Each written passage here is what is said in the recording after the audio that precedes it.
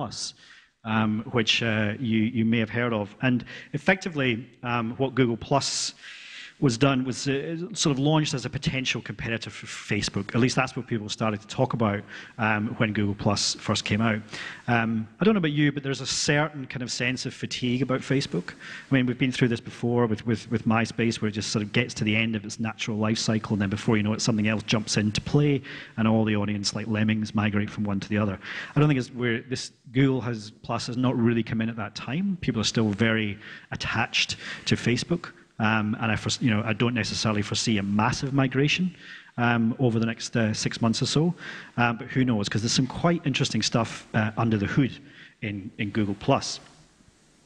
Primarily, one of the big things that they've been selling it on is the ability for you to segment and share really easily. This is a screenshot of my Google Plus stream, and you can see there on the left-hand side, these are what are referred to as circles. And when I add someone into my Google Plus, the way that I friend someone on Facebook, I add them directly into a circle. Now, the way the interface is designed, now you can do that on Facebook. When you add a friend, you can add them to you can create a list and add them to a list, but this just does it faster and easier. And the flow on is that I can basically filter my incoming information by those groups. So you know at the moment, if you go to your sort of Facebook feed and there's just a list of really uninteresting, sort of boring stuff about birthdays and all that sort of thing.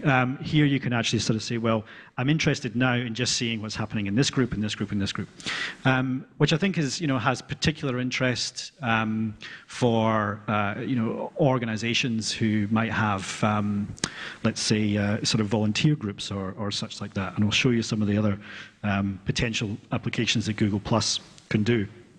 But I think what this does is that it gets round that whole issue of do I use Facebook, for my private life and my public life, and this kind of mix of the two. Here, what you can say is, here's my account, and I'm going to use it for both. And when you post stuff, you can see there where it says share, add circles or people you share with. You can basically say, I just want to share this with my work colleagues, or I just want to share this with the people that I play football with, or whatever. And they do it in a way that's very simple and straightforward. This is the circles down the bottom here. You can see there I have friends, I have family. I have no family, it seems. They're not on Google Plus yet. And acquaintances. These are people that I don't regard as friends, just people I know. And that's been a lovely ability to actually segment that, because you'll see that actually I have fewer friends than I do acquaintances. And then I've got something down the bottom here, which is the nest. So these are people that are effectively clients who are on there. And then NWA is a sort of record label that I run on the side. And those are people that are associated or affiliated with that.